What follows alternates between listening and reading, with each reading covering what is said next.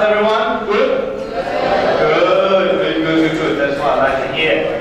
Okay, so my name is Desmond. I am from the International Office of ACU, and it's a pleasure to be here today in Jakarta. Alright, so with my presentation today, I'll just give you some information about ACU, our campuses, and also some of the features in the three biggest cities in Australia. So Sydney, Melbourne, and Brisbane. So a quick run through about ACU. So ACU, we are a government university in Australia. So we're funded by the government. We are a well-ranked university. We are ranked in the top 3% of universities worldwide. We welcome students from all backgrounds, all beliefs. So we're open to all students. And we have about 3,300 international students from across 96 different nationalities. So we have a very diverse mix of international students across ACU.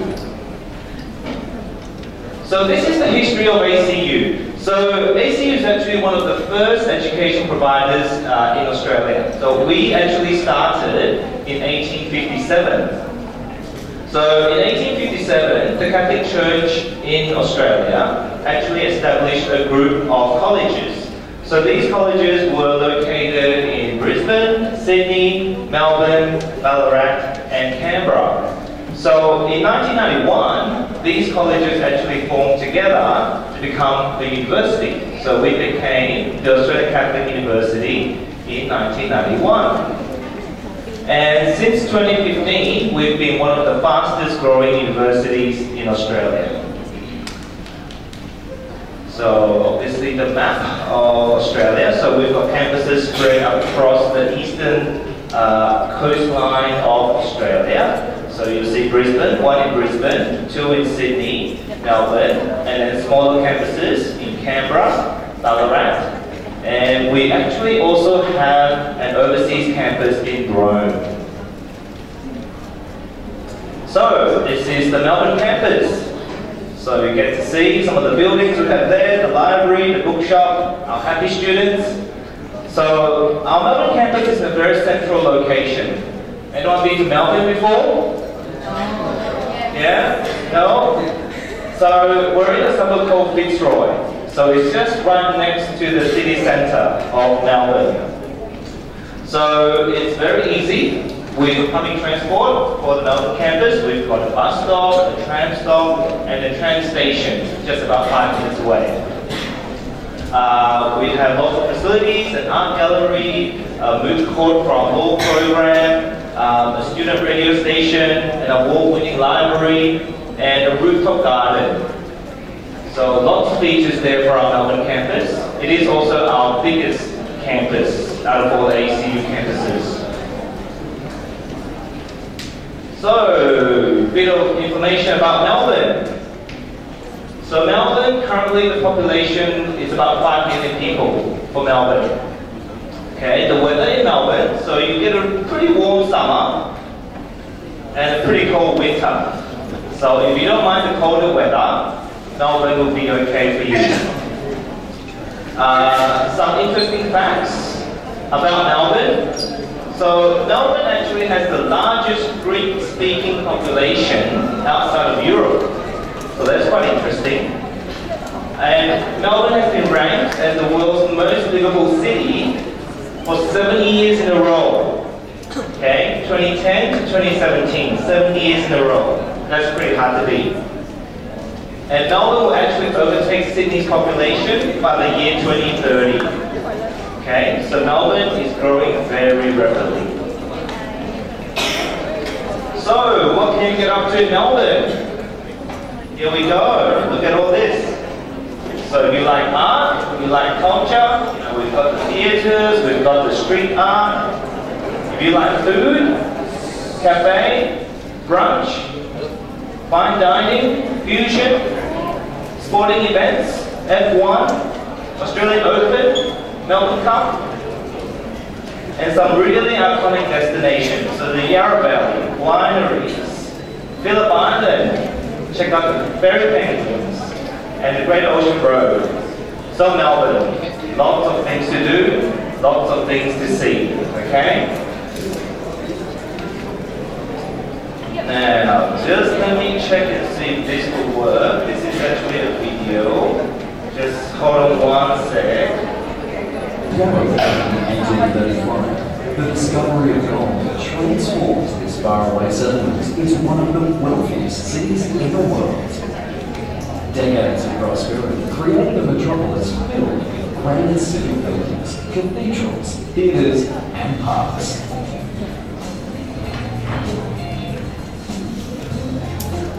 Wander down the wide avenues of Collins and Burke Streets for old school architecture that will make your eyes pop. Then hop on a train. Melbourne has the most extensive streetcar network in the world. No other space in the city says Melbourne like Federation Square. Overlooked by Flinders Street Station and St Paul's Cathedral, Fed Square does what Melbourne does best. Artfully blending the elegance of yesteryear with edgy modern design. While you're at Fed Square, grab a ticket to one of Melbourne's hippest museums, the Australian Centre of the Living Image. At ACMI, discover the rich history of Aussie cinema and explore the interactive possibilities of tomorrow. And don't forget to head underground to the Melbourne Visitor Centre for the lowdown on what's up in Melbourne. Just across the Yarra is Saturday. Check out public art, shopping and dining, or just hang out with locals and watch the river slide on by. While you're at South Bay, ride the elevator to the 88th floor of the Eureka Tower, named after the famous 18th century miners' rebellion. The 360-degree views from the observation deck are pure gold. Closer to Earth, but just as heavenly, are the artworks and stained glass ceiling at the nearby National Gallery of Victoria. The city's great paintings are not confined to its galleries. Melbourne rates with New York and Berlin as one of the world's capitals of street art. Wander the inner city laneways with street art lovers from all over the world. You may even catch an artist at work. If Melbourne has a fragrance, it's the aroma of roasting coffee beans. In this city, great coffee, food, and fashion are not luxuries, but the essentials for daily life. Spend a morning exploring the hundreds of stalls at Queen Victoria Market. Sample the region's finest and freshest produce, and witness firsthand just how seriously Melburnians take their food. Melbourne can thank its immigrants for developing the city's taste buds.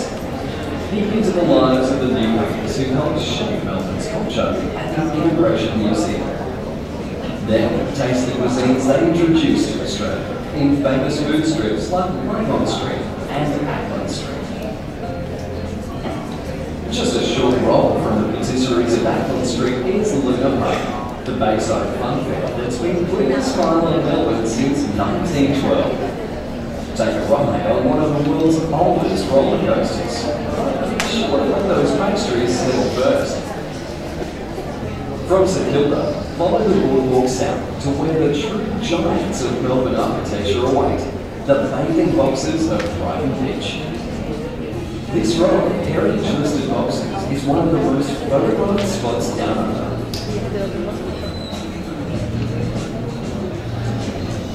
When it comes to presentation, Melbourne has the Midas touch, whether it be in the sharp-looking displays of the Melbourne Museum, the breathtaking exhibits of Susan Waring, or just life's simple adventures.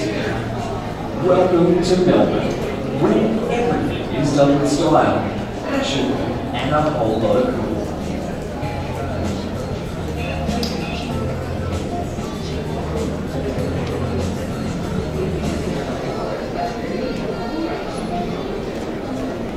Okay, so that's Melbourne. How does it look? Good? Yeah? Well, that's just the start. So that's only Melbourne. We've still got Sydney and Brisbane to go, okay? So, Sydney. Now, we've got two campuses in Sydney. So one in North Sydney and one in Strathfield. So that gives you a bit of idea. approximately where it's located in Sydney. Okay, so this is our Strathfield campus. So Strathfield is actually a residential area in Sydney. So it's about 15 kilometres from the city. So with this campus, as you can see, again, lots of facilities that we have: gym, sporting, accommodation, health clinic, art gallery. So we've got all these features at our Strathfield campus. And this is North Sydney. So North Sydney is actually a very central location. It's only 5 kilometres from the city. So basically from Sydney City, if you go across the Harbour Bridge, the other side, that is North Sydney.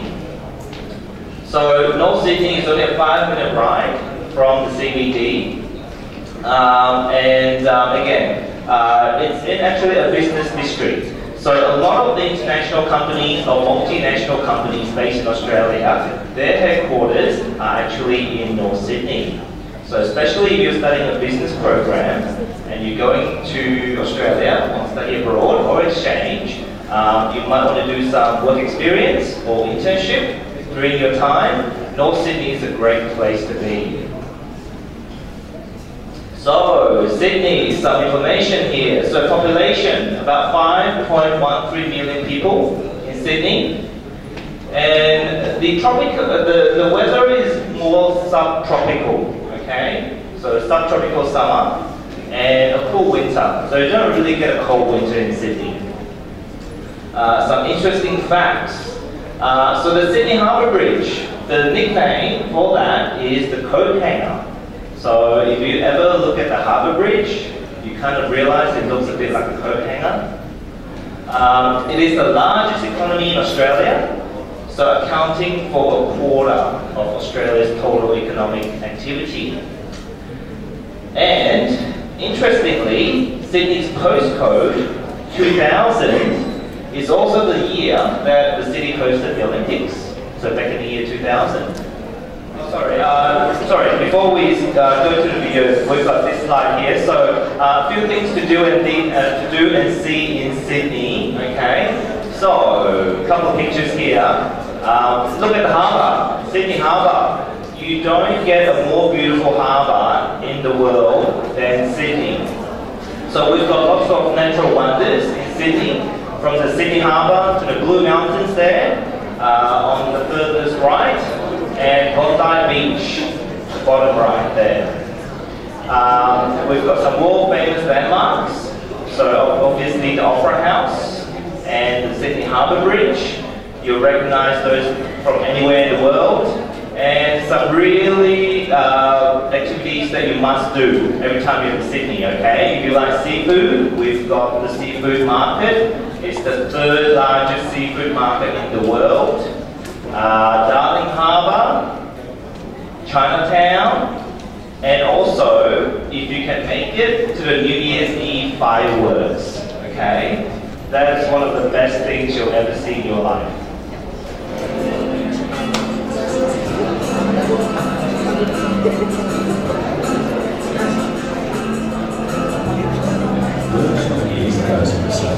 Few cities are as geographically spectacular as Sydney, the capital of the state of New South Wales, and home to over 4.5 million people.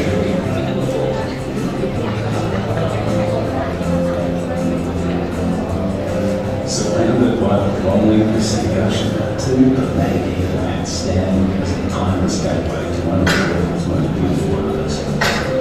Wells with over 100 beaches, bathed in year-round sunshine, and buzzing with a youthful vitality.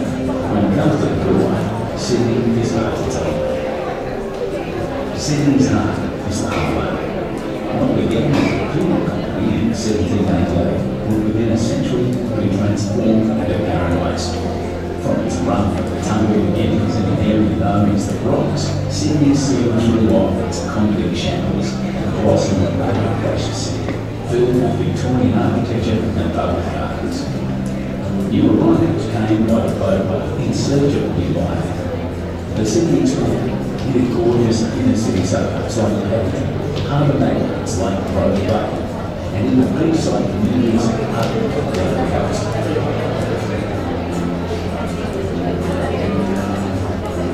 timers, Sydney can feel like a blaze of beaches, headlands, bays and coves. The quickest way to find your bearings is to take a trip to the top of Sydney Tower.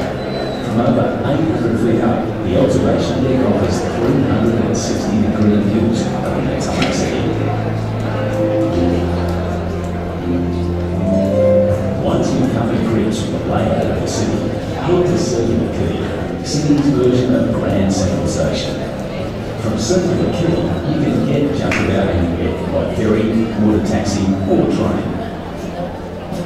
Just to the right, like white sails built in the breeze, is the Sydney Opera House. You don't need a ticket or tuxedo to explore this incredible performance venue.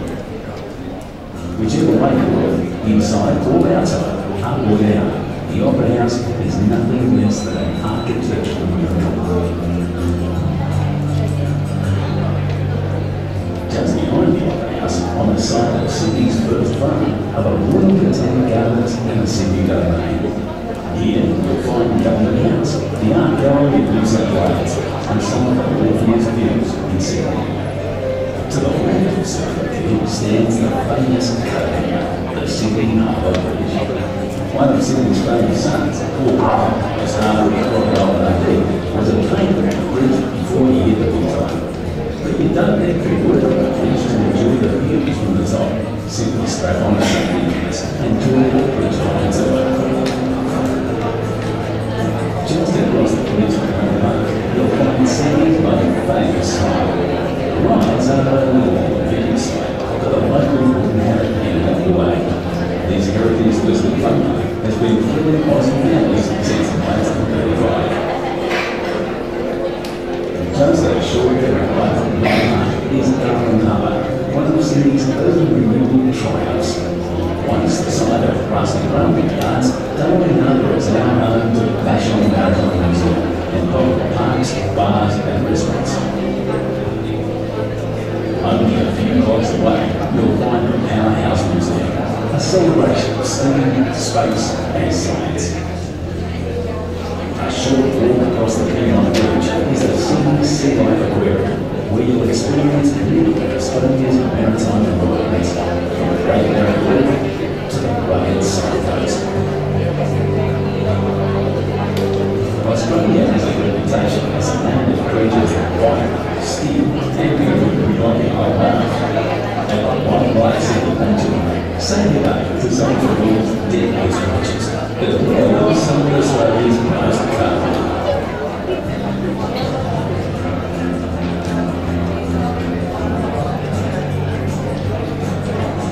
But the Sydney view, hop back on the ferry and cruise over to Toronto. Ride the cable car to the top of the hill and follow the carriage back down, past some of the happiest and most relaxed looking creatures you'll ever see. And who would be views like these? When it's time to cool off, grab your towel and head to Bondi Beach. You haven't experienced Sydney until you feel Bondi's golden sand between your toes. The beach is the drop year-round by bronze Aussie lifestyles, but always remember to swim between the flags. Another famous seaside suburb not to be missed is Manly. The 40-minute ferry ride from Circular Quay to Manly North is all part of the adventure. Go for a dip in the gentle harborside waters at Manly Cove, or head through the historic Corso to Manly Beach. If you want to try surfing, pack your boardshorts. This is the place to learn. Feeling energetic? Hop the coastal paths and beach tracks to walk in for some incredible views back to the city.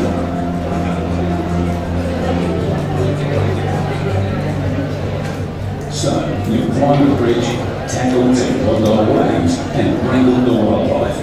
No doubt you're feeling a little thirsty. Time to partake in one of the great city traditions. Join the locals by the water, raise your ice cold beer, and make a toast to paradise.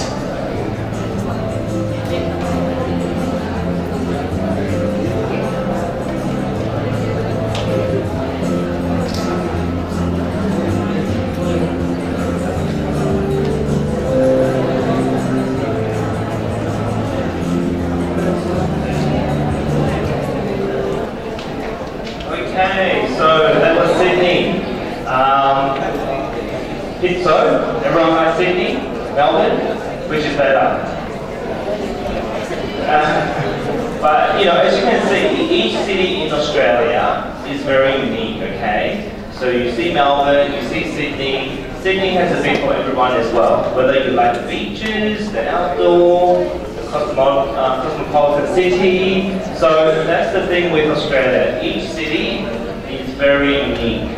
So, okay, the final city we're going to have a look at is Brisbane, okay? So, Brisbane campus. Brisbane ACU campus is located about 14 kilometres from the city centre. So again, it's in a suburban residential area. So it's a very big campus. We've got lots of space, lots of land. We've got a pool, we've got a gym, we've got clinics out there. And again, you know, all the services and facilities for students to enjoy out at our Brisbane campus.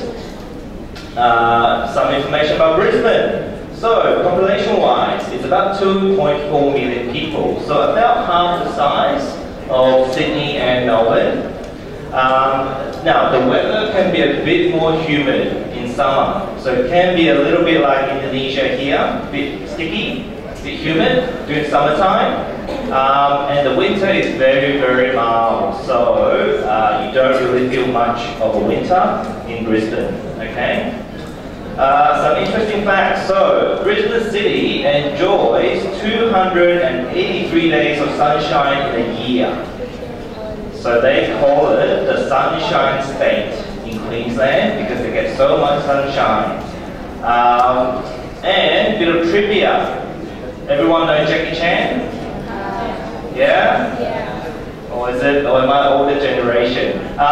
So, Brisbane's Chinatown has actually been featured in a Jackie Chan movie. So Google it, Jackie Chan's First Strike. You'll see Brisbane Chinatown in there.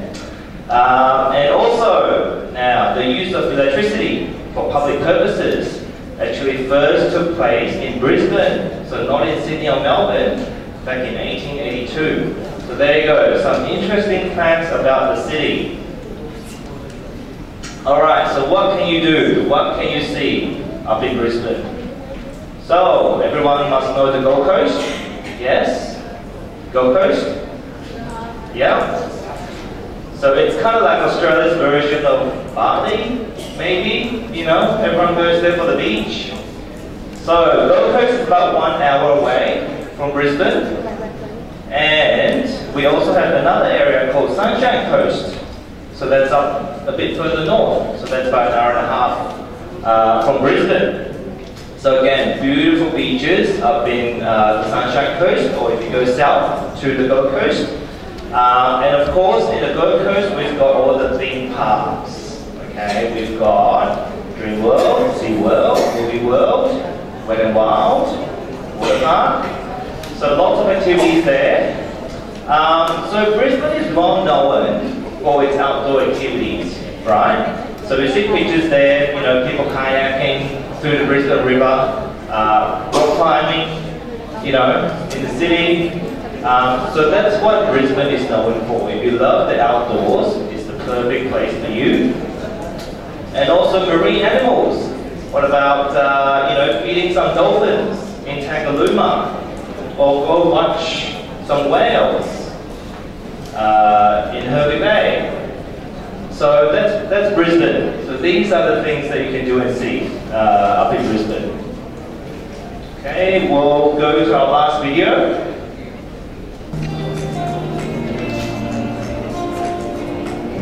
The capital of the state of Queensland, Brisbane, is located inland from Moreton Bay, between the Sunshine Coast and the Gold Coast. The heart of the hilly city is its river, which snakes from Mount Stanley to the Coral Sea.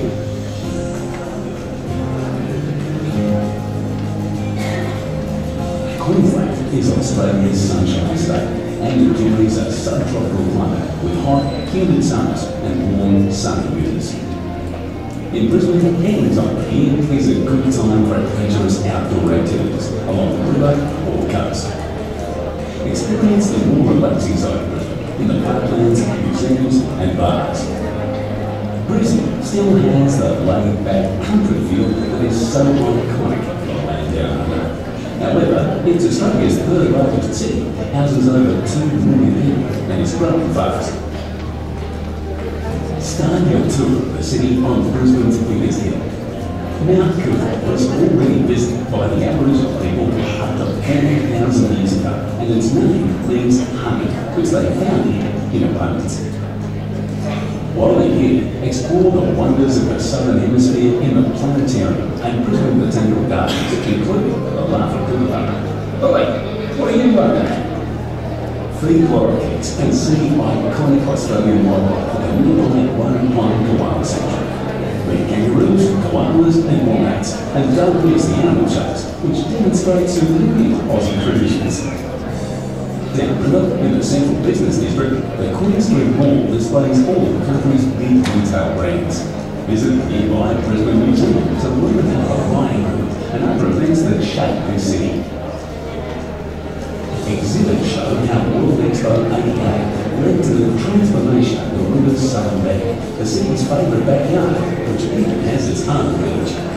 Spacious Southbank has many free activities and facilities which attract more than 10 million people every year. Cool off at a lagoon or browse the weekend markets. Join the locals for a beer or visit one of the many prominent museums and theatres. The Wheel of Brisbane overlooks the cultural forecourt, a collection of Queensland's major museums and theatres. Meet some prehistoric creatures, admire Indigenous and European modern art, or see a show at the Performing Arts Centre.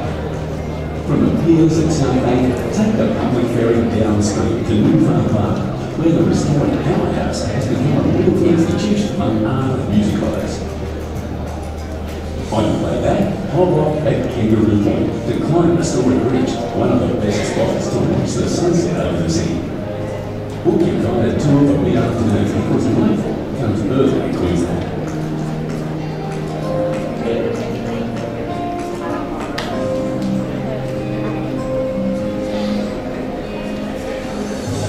Get an early start and jump on the ferry to Northern Ireland for a fun day out at the beach.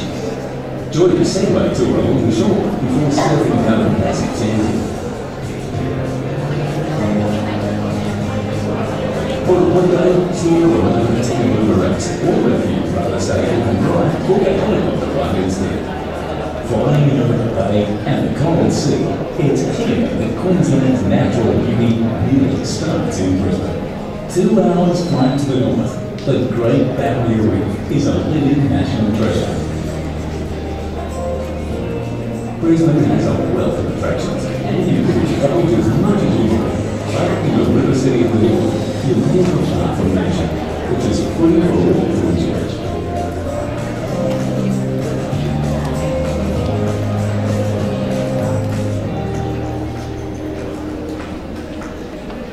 Okay, so everyone noticed in the video the koalas are always sleeping. Yeah?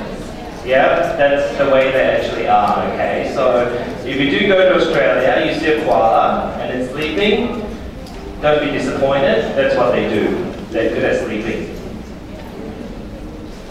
Okay, so ACU, what can you study? So these are some of the areas that we offer at ACU, but I imagine most of everyone here today, you're all business students, yeah?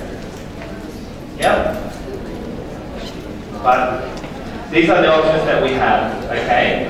So from health to business, education, sciences, law, psychology. So we do have all these specialization areas for you. So what are the options for studying abroad or exchange at ACU? So quite a few options actually. So exchange, study abroad plus, or even English preparation. So I'll go through each one of them with you. So you can do study abroad plus. What does that mean? That means you can actually do an internship unit as well, along with the other subjects that you'll be studying during the semester. But with the internship, it's only offered in our Brisbane campus, okay?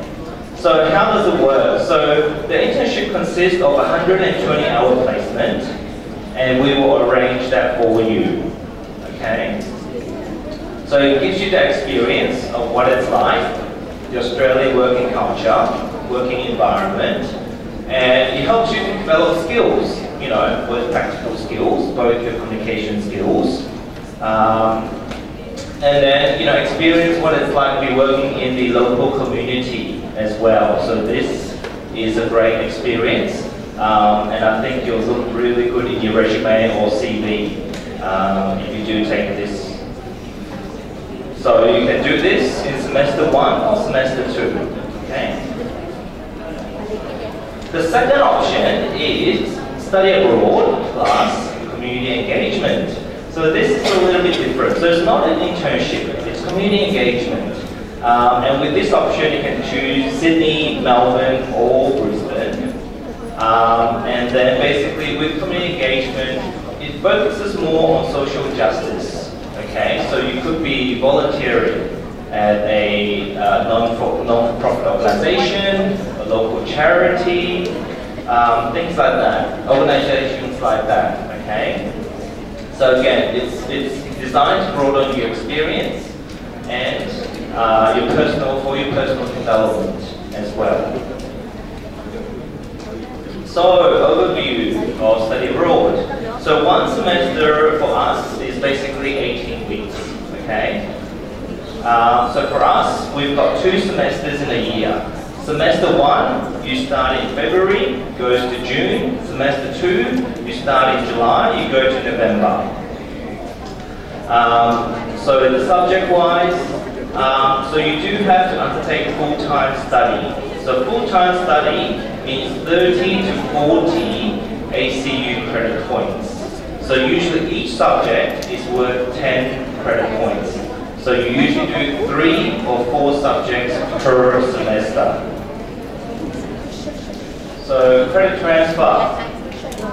So with this aspect, it's always very important for you to consult with the international office here at BINUS to work that out, because that's always the important first step, which is to work out what units you'll be taking overseas to make sure that it gets credited back to your home degree. So that's the most important part. And then, you know, to work with your school or your faculty on the subjects that you'll be studying. So with the application, again, talk to your staff here, teachers at your university here at BINUS, and to find out what is the application process that can help you to get that started, give you some information about the requirements. But the important thing to know is that there are deadlines for the applications, okay? If you want to start in semester 1 in February, you normally have to submit your application by the 15th of November. If you want to start in semester 2, your application needs to be in by the 15th of May. Yeah? But look, feel free to go to our website as well, down there, www.acu.edu.au/study abroad. Have a look there. We do provide some information on our website as well that might be useful for you. So on our website, basically this is what you'll be able to find. The units that are offered in the different campuses, okay? So that will give you some idea, some rough idea as to what units you could take at ACU. And then maybe then bring it back to your international office here at BINUS or to your lecturers and see if they're suitable for you to take if you go overseas. Okay, some information about living in Australia. Now, accommodation. Now, there are lots of options for accommodation in Australia. So, I'll go through them with you. Now, just remember, from city to city, the cost of living can be different as well. So just keep that in mind. So remember, Sydney is the biggest city. So that means the cost of living will be the highest in Sydney. Think about your personal preference. So what do you like? Do you like living in a big city, or you like living in a smaller city, more laid-back lifestyle? What do you like? Be flexible. Okay. So in Sydney, we do have a student residence.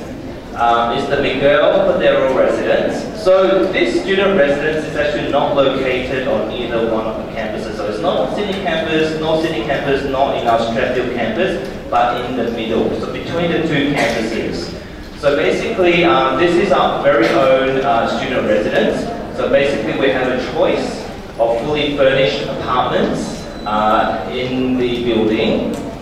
They organize a lot of social, sporting, programs for students, and they've got all the facilities on site. So laundry, bikes that you could rent, cars that you can also hire, games, TV rooms, also very easy access for public transport. And we do have 24-hour staff on site as well. So if you ever need any assistance or any issues, there's always someone for you to talk to in the building as well. And it's secured access, okay? So you do get a peace of mind. So that's Sydney. In Brisbane, so we don't have our own student dormitory in Brisbane, but what we do is we work with a specific company called Igloo, Brisbane. So they are a company that specifically organizes student residences, and it's located in Brisbane's CBD, so in the Central Business District. So basically, if you stay here, you get the opportunity to meet other students from other universities, other international students. So again, these are all fully furnished. You'll be in the heart of Brisbane CBD. Very easy public transport, it's safe, it's secure. And then there's also a management team on site to help you if there's anything. Another option is, it's called Study in Australia. So Study in Australia is available in all cities across Australia. So it doesn't matter if it's Sydney or Melbourne or Brisbane, it's all available. So basically it's like a student apartment style living. So a little bit like shared accommodation. So you might have your own room, but you share the facilities within the unit. So the prices do range depending on the options. And then it does include things like all the utility bills and the internet bill as well. So again, they organize a lot of things there in terms of support and social activities. And then what we do recommend as well is, again, all the different student residences, so such as Uni Lodge, Igloo, Student One, Urban Nest. So these are all companies that provide student accommodation for international students. And they're usually located in very convenient parts of the city. The other option you can think about is, if this is your first time going overseas, is homestay. So we work with a company called Australian Homestay Network. So with homestay, you can choose to stay there for maybe the first few months when you first arrive in Australia. So maybe for the first 1 month, 2 months, 3 months. The costs do vary as well. So it's about $260 to $300 a week. So I think with homestay, the good thing is that it allows you to adjust to your lifestyle in Australia. You know, the homestay family will help you, they'll take you out, they'll show you the place, what to do, how to catch public transport, give you all the local knowledge that will basically help you to settle in and to adjust yourself to a new city. But just keep in mind, so the minimum stay is 4 weeks and the maximum stay is up to 1 year, okay? Okay, so while you are in Australia, think about your travel plans, because Australia is a massive country. If you look at the map, we're about the size of the US, okay? And we're bigger than Europe combined. So there's so many cities, so many things to do, so many places to visit. So before you come to Australia, have a think about where you want to go. Because you do, well, we're not too far away, I mean from Indonesia, but you know, since you're down under, you might as well take a chance to visit some other cities. You know, maybe when you finish your studies, you're going to do some traveling, because the earlier you do arrange your bookings, your flight, your accommodation, the cheaper it is. So just keep that in mind. And that's it. So keep in touch. Look us up on Facebook, Twitter, Instagram, YouTube. We're all there.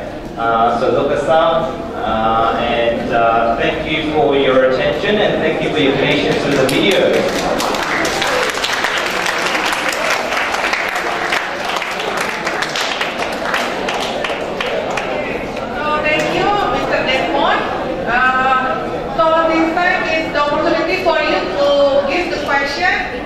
Or show your interest, or just say something. So please, oh yeah, okay. Two of you come in front, so you can use the mic here. So I have 3 questions. First question is,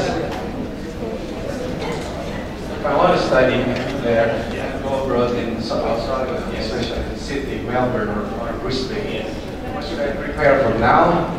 First question. The second question is, in order to avoid culture shock in Australia, what is the best way to adapt into Australian culture? And number 3 is,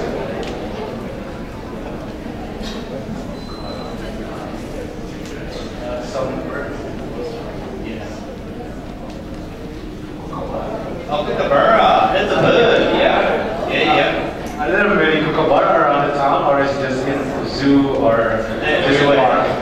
They're everywhere, yes. Alright. Thank you for the questions.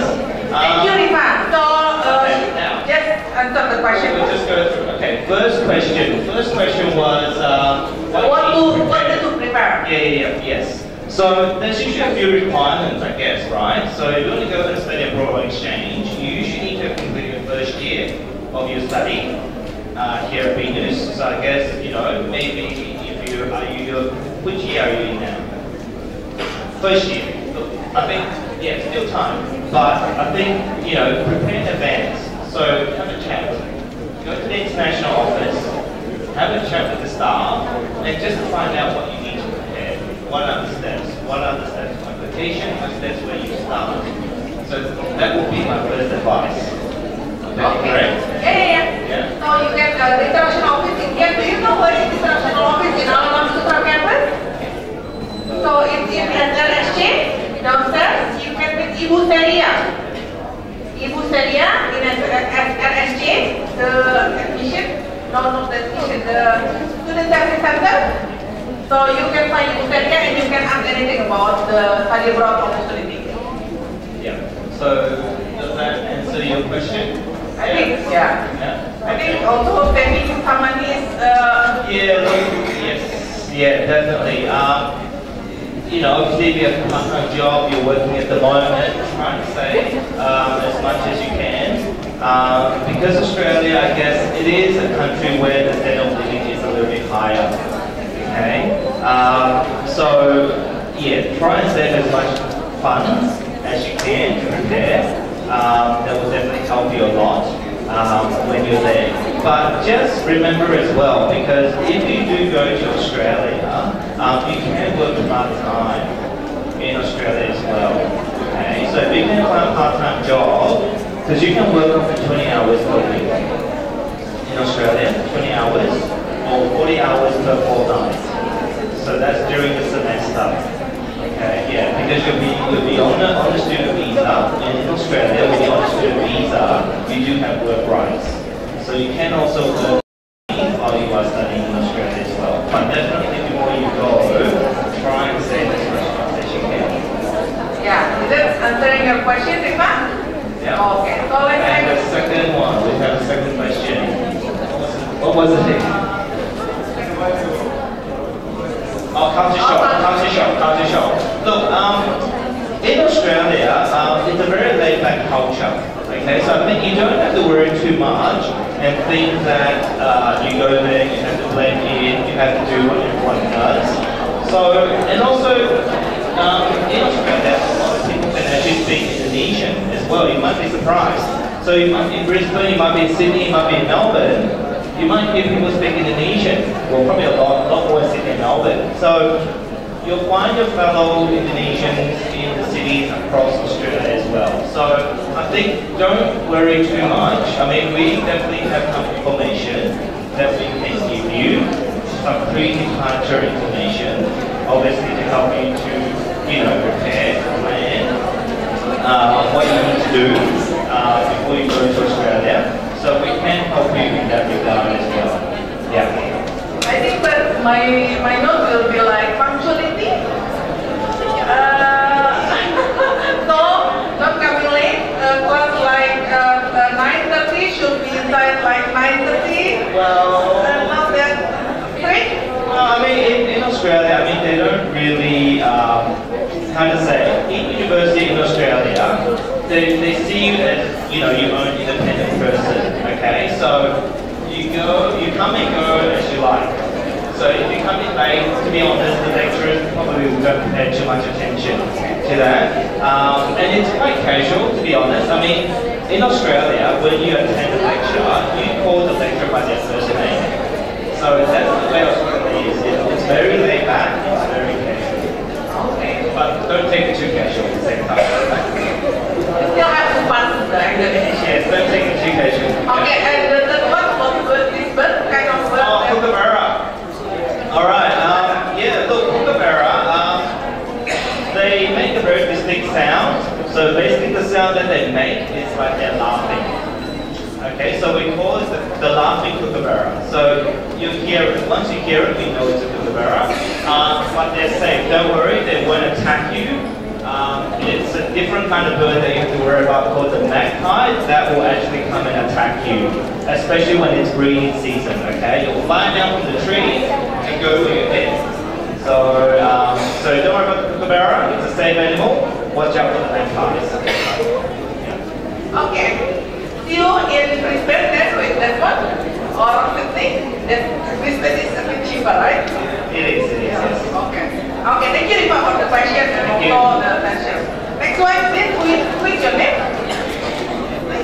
Hello, my name is Ricky. So I have two questions. Yes. The first question is, I see myself as a very active person. Yes.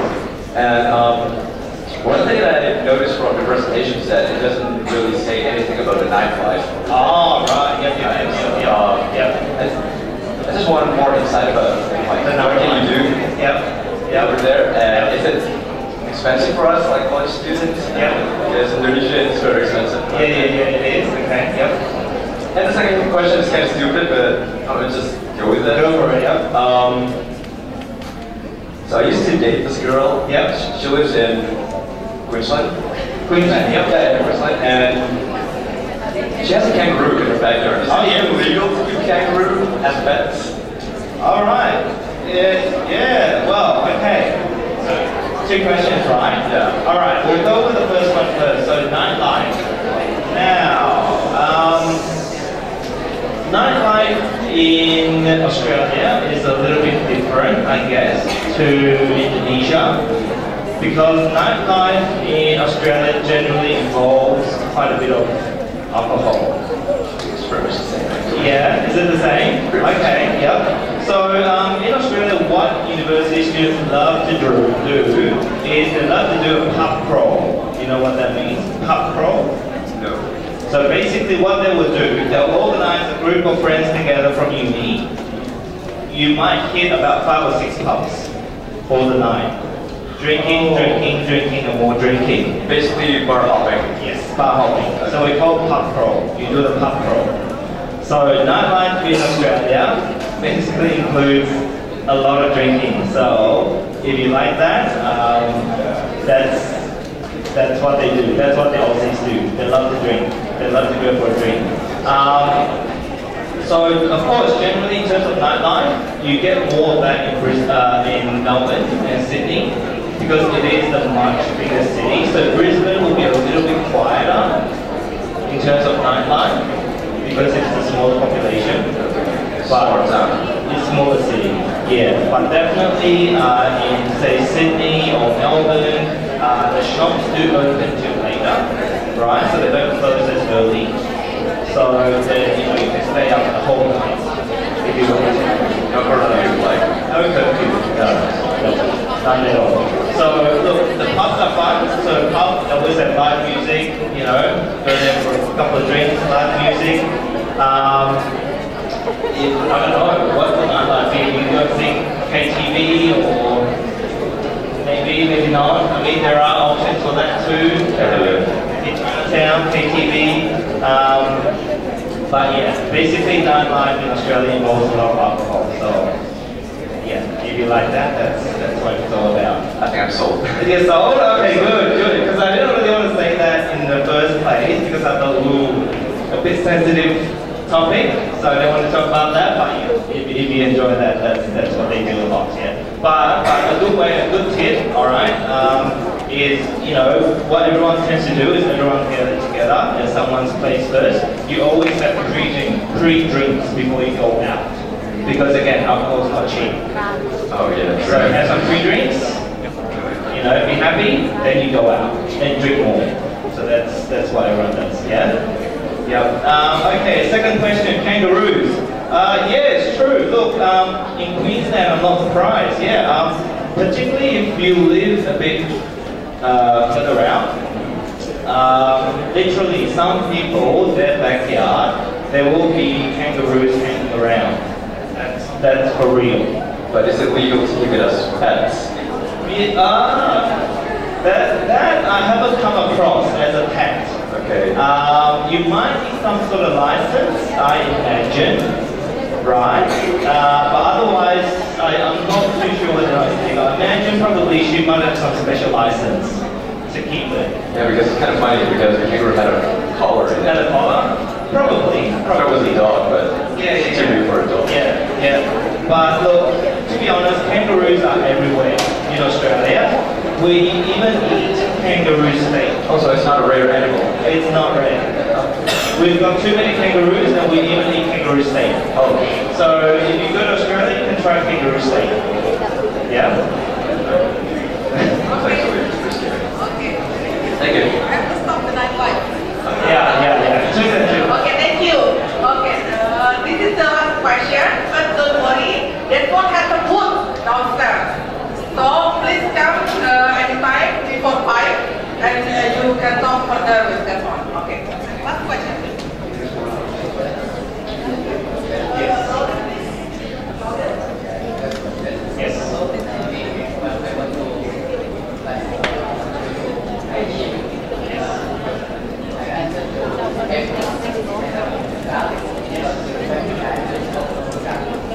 You mean like a student card?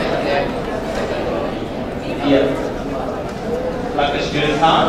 Yes, definitely. So at ACU, every student has a student card. So you use the card to access some buildings, or you go to the library if you need to borrow some books, you use your student card, or if you need to do some printing in the library for the photocopier, you load some money to your student card and you use it for that as well. So yes, every student has a student card, Yeah, thank you. Okay, thank you. Okay, so your final motivational remark in terms of the students on going abroad? I think, in terms of going abroad, plan ahead. Always plan ahead as much as you can. And I think just enjoy. At the same time, don't be too nervous about going overseas. Like I said before, Australia is a very laid-back country, so just enjoy the experience. Don't think too much. Don't think and say, oh, I've never been to Australia. I'm worried, what it's going to be like. Or I'm going to miss my family. I'm going to miss my pet. I think with Australia, just enjoy. Okay, but at the same time, take it pretty casually. Just enjoy the experience. Go with it. Enjoy the experience. Yeah. Okay, thank you, Desmond. Thank you, everyone. Give applause.